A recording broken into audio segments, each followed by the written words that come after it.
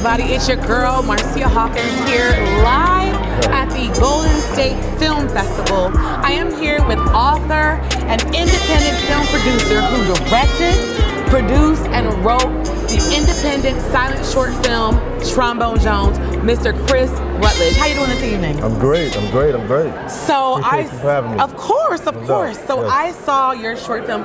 It was phenomenal. It was amazing. So many different layers, so many emotions. We got to unpack that. Okay. First and foremost, what made you decide to make a silent short film? Most people naturally have a script that, characters follow, but to do a short, that's much more challenging.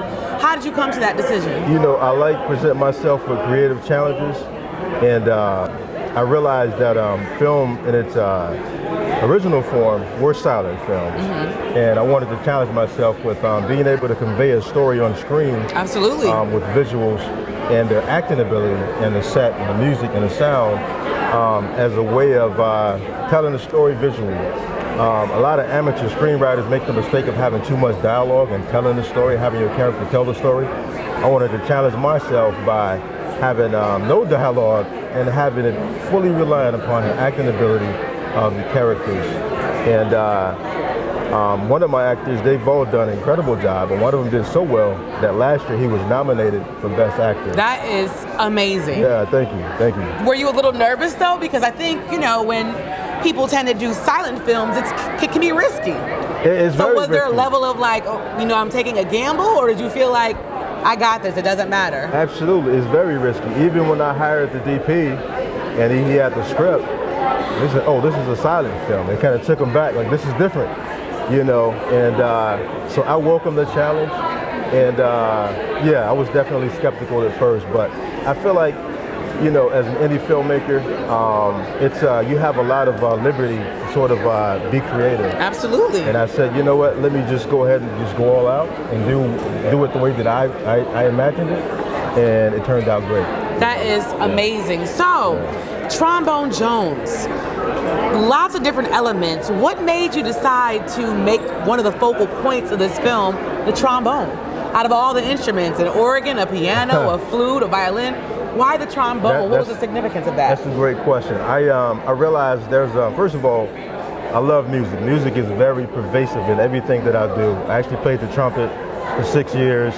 I can read sheet music. And I realized there's a lot of movies out about musicians that focus on someone who plays the piano or the trumpet or the saxophone. The trumpet and saxophone are the most common.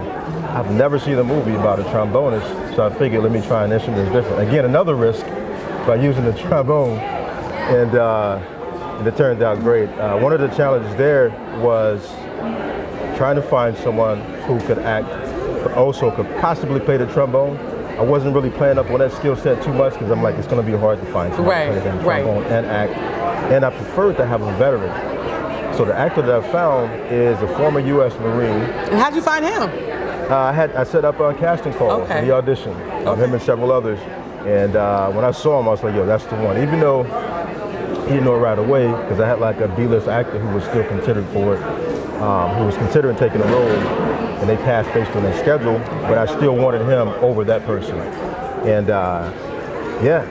and his story, once he read the script, he was caught immediately because he actually suffers from a mild case of PTSD. Wow. And so he connected directly to the character. He wanted to do that immediately once he found it out. Wow. So how I fixed the issue with him not knowing anything about a damn trombone is I hired a trombonist instructor and paid him to give a few lessons just so that he learns it enough so that the slide movements are believable. Yes. And that worked out. Yes. Yeah, that worked out well. That's awesome. About how long did it take you to write this piece? I wrote it in about 3 months. Okay. Initially, it wasn't a silent film.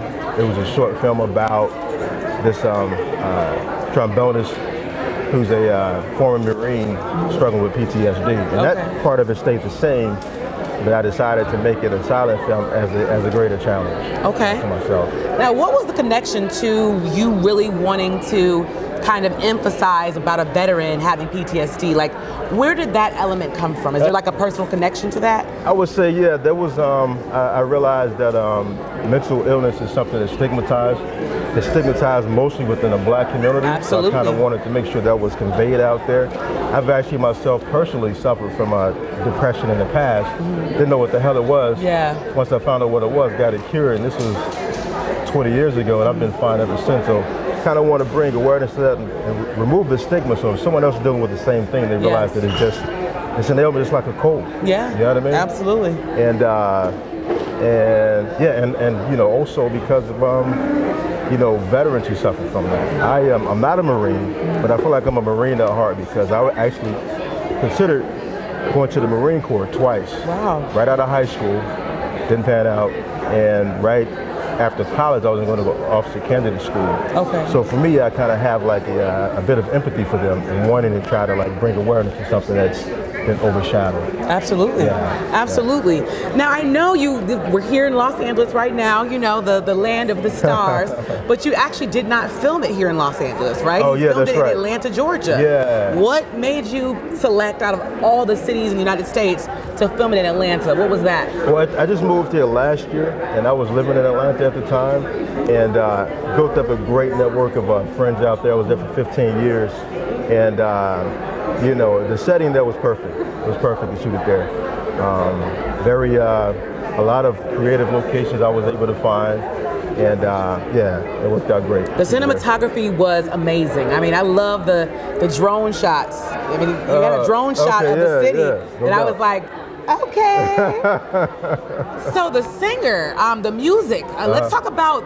There was some original pieces in the film. Yeah. You know, who wrote it? How did you find the producer, the singer? I mean, it reminded me, ironically, of Spike Lee's film Mo Better Blues from back in the day. On that when I watched it, that's what I was thinking of. So, Mo Better Blues was a very loose inspiration for this film. Okay.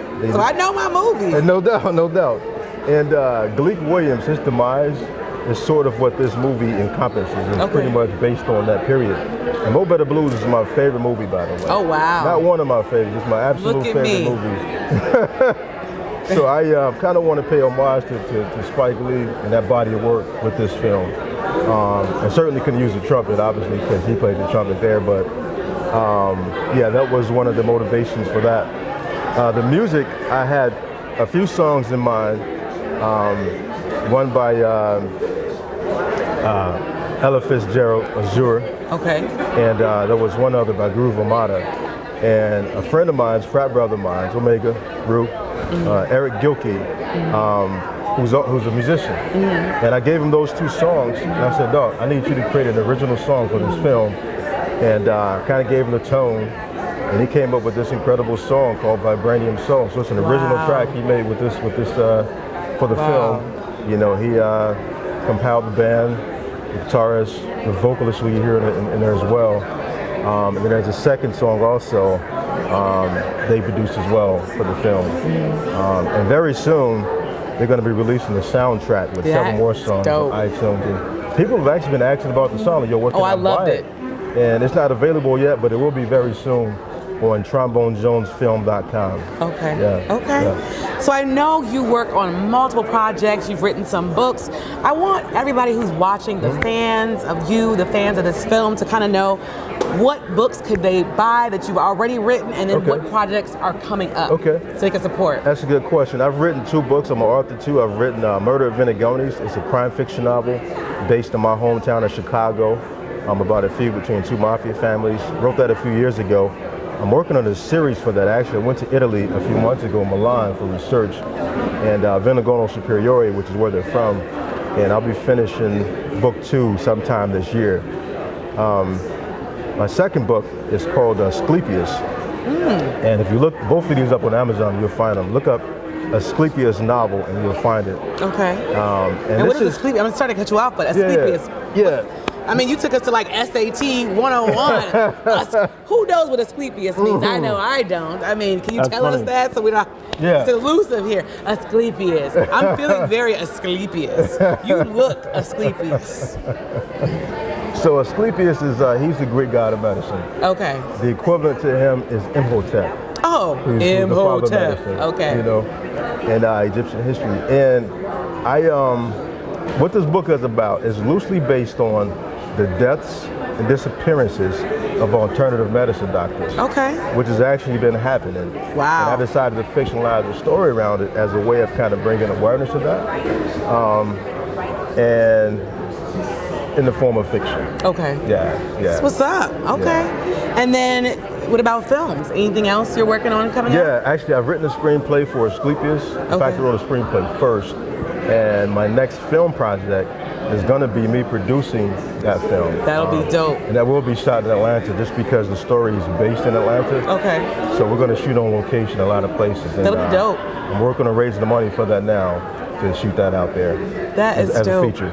So, I love it. Yeah. Thank you so much for allowing me the time to sit down, talk to you, get to know about all your projects, I appreciate the film. it. The film was great. One more question, and it will not ruin the film. But I love suspense. The main character, was he always in reality? That part I can't tell you. You guys gotta watch. You heard the little cliffhanger there. It was a little, there was multiple interpretations of the ending of the film. So no doubt. Please tell everybody where they can find you on social media, online. Yeah, I mentioned both my books, where they are, but you can also find them on my main website, which is chrismrutledge.com. chrismrutledge.com. It has everything on there about my books, the film, me, and my Instagram handle is CMR. It's my initials, 365, because I'm me 365 days out the year on Instagram. I use Twitter too, but don't really worry about that. Find me on Instagram. Thank you so much for stopping by. I'm your girl, Marceia Hawkins. You can follow me on IG at Marceia, Marceia Hawkins. See you next time.